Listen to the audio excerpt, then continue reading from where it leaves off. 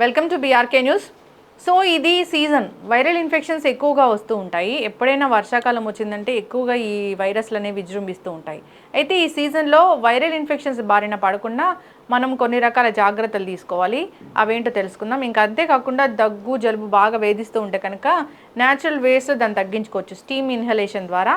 ఆ స్టీమ్లో అసలు ఏమేమి కలపాలి, ఆవిరి తీసుకునేటప్పుడు మనం ఎటువంటి పదార్థాలు కలిపితే పూర్తిగా దగ్గు జలుబు అనేవి తగ్గిపోతాయి, వివరాలు తెలుసుకుందాం. మనతో పాటు ఉన్నారు ప్రముఖ vegetable therapist and sun spiritual society founder Vikramaditya Guruji గారు. గురూజీ నమస్తే అండి. సూర్యోస్మితల్లి. గురువు గారు, ఇది సీజన్, దగ్గు జలుబు జ్వరాలు వేధిస్తూ ఉంటాయి. ఇంకా జలుబు ఈ టైంలో వచ్చిందంటే అసలు తగ్గకుండా ఉంటుంది. చాలామంది చెప్తారు ఏంటంటే 90 days దగ్గు ఉంటుంది, జలుబు ఉంటుంది, అసలు పడుకుంటే కనుక ఈ ఊపిరాడని పరిస్థితి కూడా ఉంటుందని. దానికోసం మీరు ఏం చెప్పారు, ఒక స్టీమ్ ఉంది, దాన్ని తీసుకుంటే కనుక ఈ నోస్టల్స్ బ్లాక్ అనేది తగ్గిపోతుంది అని. ఏంటి గురువుగారు అది? మనకి ఆయుర్వేద శాస్త్రంలో నస్యకర్మ అని ఉంటుందమ్మా. ఇది చాలా ప్రధానమైనటువంటి, అంటే మనిషి మనం అనుకుంటాం ఏదన్నా ఆహారమే, అంటే మనం తీసుకునేటువంటి సాలిడ్ ఫుడ్డే మనకు ఆరోగ్యాన్ని ఇస్తుంది అనే విధానంలో ఉంటాం. కానీ ప్రధానంగా మనిషిని నడిపించేది వాయువు, ప్రాణవాయువు.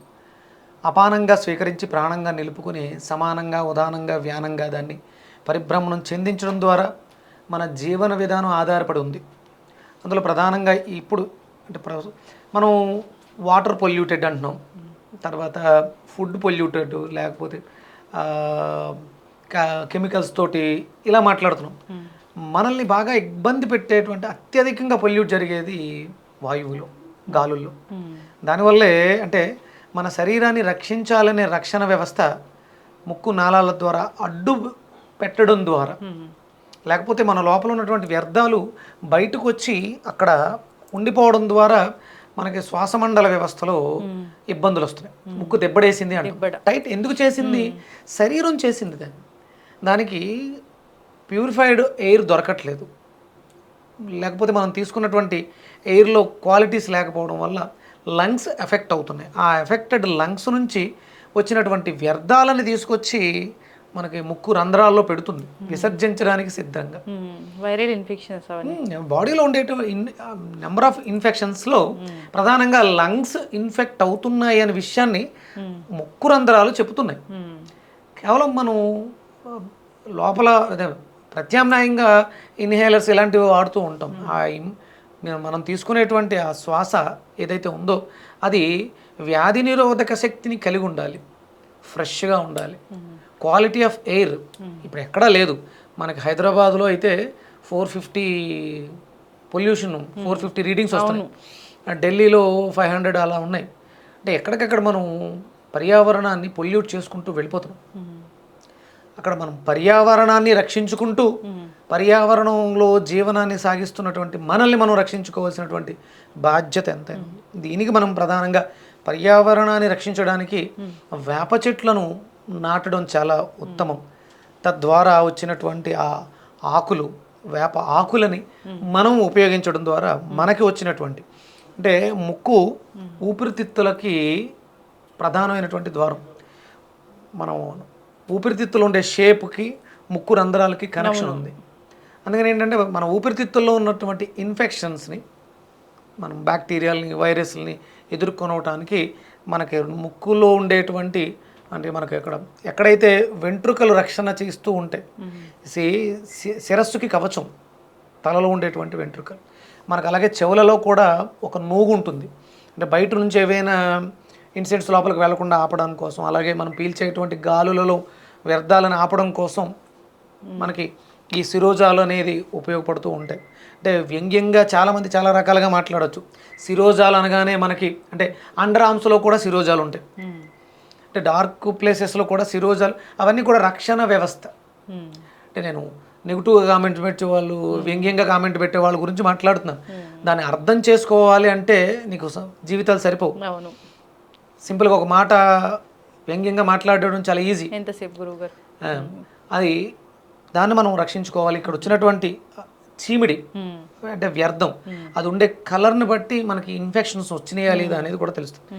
డార్క్ గ్రీన్లో ఉందనుకో, ఇన్ఫెక్టెడ్ లంగ్స్ ఉన్నాయి, ఊపిరితిత్తులను బాగు చేసుకోవాలి. యాంటీబయాటిక్ వ్యాధి నిరోధక శక్తి అవసరం అనేది మనం అర్థం చేసుకోవాలి. ప్రతిరోజు కూడా దంతధావన సమయంలో మనలో ఉండేటువంటి నవరంధ్రాలని కూడా పూర్తిగా శుభ్రపరచుకోవాల్సినటువంటి బాధ్యత చాలా ఉంది. దాంట్లో ప్రధానంగా మనం ఆ స్టీమ్ పట్టడం ద్వారా, ఆవిరి ద్వారా, అంటే తేలికగా ఉన్నటువంటి నీటి శక్తి ఆవిరి రూపంలో లోపలికి వెళ్ళి ముక్కు రంధ్రాలను ఓపెన్ చేయడంతో పాటు ఊపిరితిత్తులను కూడా శక్తివంతం చేస్తుంది. మనకి వేప చాలా విశేషంగా ఉపయోగపడుతుంది. దాంట్లో ప్రధానంగా మనం వేపని పెంచాల్సినటువంటి సమయం ఆసన్నమైంది. ఎందుకంటే వస్తున్నటువంటి అనారోగ్య సమస్యలు చాలా అరుదుగా కనిపిస్తున్నాయి, చాలా తగ్గిపోయినాయి. ఇప్పుడు అందరూ దృష్టి ఎలా ఉందంటే, ఒక వెంచరేస్తే ఎర్రచందనం చెట్లు నాటి మార్కెట్ రేపొద్దుట ఒక 10 ఏళ్ల తర్వాత మీకు ఇది కోట్లు తెచ్చిపెడుతుంది. మీ దగ్గర కోట్లు ఉంటాయి, ఉండాల్సిన ఆరోగ్యం లేకపోతే ఏంటి లాభం? లక్షలు పోసిన హాస్పిటల్కి వెళ్తే శరీరాలు తిరిగి రావట్లేదు. అది పర్యావరణాన్ని రక్షించుకోవడానికి వేపని నాటాల్సిన అవసరం ఇప్పుడు ఉంది జనాకి. ఈ ఆకుల్ని ఒక 2-3 రొబ్బల ఆకుల్ని వేడి నీళ్ళలో మనం, అంటే స్టీమర్స్ ఉంటాయి చాలా మంది దగ్గర, దాన్నన్నా వాడుకోవచ్చు. లేకపోతే మనం స్టవ్ మీద నీళ్ళని బాగా మరగబెట్టి, పూర్వం దాకల్లో మరగబెట్టి దుప్పటిని ముసుగేసి పూర్తిగా ప్యాక్ చేయడం ద్వారా ఆవిరి పట్టేవారు. అది పట్టాలంటే వేపాకులు అలాగే పసుపు మనకి అద్భుతమైనటువంటి యాంటీబయాటిక్ పదార్థం ఇది.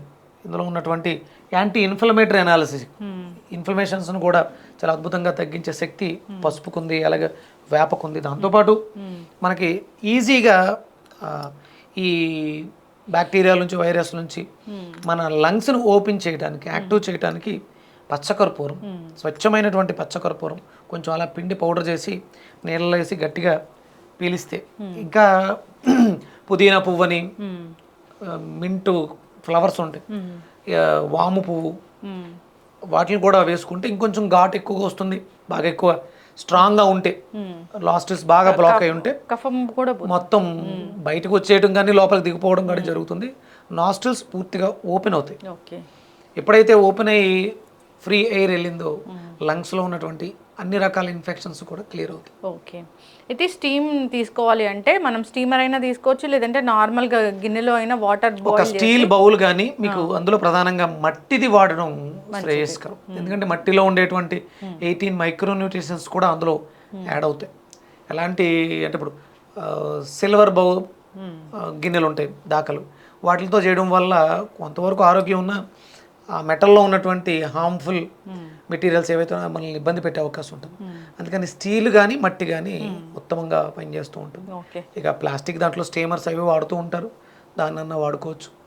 స్టీమ్ పట్టండి, అలాగే స్టీమ్ బాత్, ఆవిరి స్నానం కూడా ఇన్ఫెక్షన్స్ నుంచి రక్షించడానికి మనకి బాగా అద్భుతంగా. నీళ్ళల్లో ఇదే వేపాకు, పసుపు వేసి నీళ్లు మరగబెట్టి ఆ నీళ్ళని మనం స్నానానికి వాడుకోవడం ద్వారా, వాష్ చేయడం ద్వారా కూడా చాలా అద్భుతంగా పనిచేస్తుంది. దాంతోపాటు నైట్ పడుకునేటప్పుడు స్వచ్ఛమైనటువంటి ఆవు నెయ్యి 2 డ్రాప్స్ నాస్ట్రల్స్లో వేసుకోవడం ద్వారా అద్భుతమైనటువంటి ఉపశమనం లభిస్తుంది, రోగ నిరోధక శక్తి పెరుగుతుంది, మంచి నిద్ర పడుతుందమ్మా. చక్కగా చెప్పారు గురూజీ. అంటే జలుబు వచ్చిందంటే అసలు తగ్గదు, మందులు వాడినా దానికి ఎక్కువగా పనిచేయవు, డాక్టర్లు చెప్తారు సామెతగా, వాడితే మెడిసిన్స్ వాడితే 1 వీక్, వాడకపోతే వారం రోజులు అని చెప్తారు. దానికి మనకి అద్భుతంగా ఉపయోగపడేది పసుపు, వేపాకులు, పచ్చకర్పూరంతో ఆవిరి పట్టడం ద్వారా. అంతేకాకుండా ఆవు నెయ్యిని రెగ్యులర్గా ముక్కులో వేసుకుంటూ ఉంటే సమస్య రాకుండా ఉంటుంది. ఇది వచ్చిన తర్వాత ప్రికాషన్గా పనిచేస్తుంది, రాకుండా ఉండడానికి ప్రికాషనరీగా ఆవు నెయ్యి ముక్కులో వేసుకోవడం ఉత్తమంగా చెప్పొచ్చు. చక్కగా చెప్పారు గురూజీ. అంటే బాగా ముక్కు దిబ్బడు వేసిందంటే ఊపిరి ఆడినట్లుగా నిద్ర పట్టదు, ఇంకా సో ఒకలాంటి ప్యానిక్ కూడా వస్తూ ఉంటుంది. ఊపిరి ఆడకపోతే ఇంకేంటి ప్యానిక్, నోటితో గాలి పీల్చుకుంటూ. అవును. సో మరి ఇంకా అలాంటి ఇష్యూ ఉందంటే గురక, ఇలాంటి సమస్యలు కూడా వేధిస్తూ ఉంటాయి. గురక ఉన్న వాళ్ళకి లోపల కండ పెరగటం ఇలాంటి అవకాశం ఉంటుంది. రెగ్యులర్గా మీరు ఆవిరి పడుతూ ఉంటే ఆ ఇన్ఫెక్షన్స్ తగ్గి, స్వెల్లింగ్ తగ్గడం ద్వారా లోపల గాలికి అవరోధంగా ఉన్నటువంటి కండ, ఏదైతే పెరిగిన కండ ఉంటుందో అవి కొంచెం షింక్ అవుతాయి. ఇన్ఫెక్టెడ్ అయినప్పుడు ఉబ్బుతాయి, అవి మళ్ళీ సైజు తగ్గడం ద్వారా ఈజీగా, అంటే మనల్ని నడిపించేది ప్రాణవాయువే, మనం తీసుకునే పదార్థం కాదు, వాయువే మనల్ని నిలబెడుతుంది. కాబట్టి క్వాలిటీ ఆఫ్ ఎయిర్ ఉండేలా చూసుకోవాలి. క్వాలిటీ ఆఫ్ ఎయిర్ ఉండాలి అంటే కంపల్సరీ పర్యావరణాన్ని మనం మొక్కలతో నింపితే తప్ప మళ్ళీ మనకి ఆ పూర్వ వైభవం, పూర్వ ఆరోగ్యాలు రావు. చక్కగా చెప్పారు గురూజీ.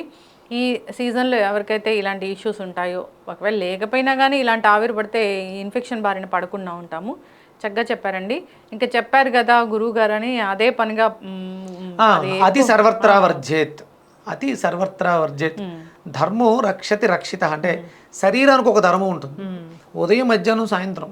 అంతేగాని మనం ఎక్కువ సమయం పట్టేస్తే పసుపులో మనకి ఉపయోగకరంగా ఉన్నవి కదా హామ్ కూడా చేసే అవకాశం ఉంటుంది. డిహైడ్రేషన్ ఎక్కువైపోద్ది, హీట్ ఎక్కువైపోవడం వల్ల స్కిన్ ర్యాషెస్ వస్తాయి. చాలామంది పాలలో పసుపు కలుపుకుని తాగేస్తూ ఉంటారు. అలాగే వేపాకులు నూరి టాబ్లెట్ల కింద చేసేసుకుని వేప పసుపు కలిపి తీసుకుంటూ ఉంటారు. అది ఒక్కొక్కసారి అంటే కొంతవరకు ఉపయోగమే. అది ప్రాసెస్ చేయకుండా శుద్ధి చేయకుండా వాడేస్తే మల విసర్జన ఇబ్బంది పడిపోతుంది. ఊపిరితిత్తులకు ఏ సమస్య వచ్చినా అది మల విసర్జన మీద ప్రభావం చూపిస్తుంది. మల విసర్జన ఇబ్బందికరంగా ఉన్న వాళ్ళకి ఊపిరితిత్తులు ఇబ్బందికరంగా ఉంటాయి. అందుకని ఏంటంటే అతి సర్వత్రా వర్జేత్, ధర్మో రక్షతి రక్షిత.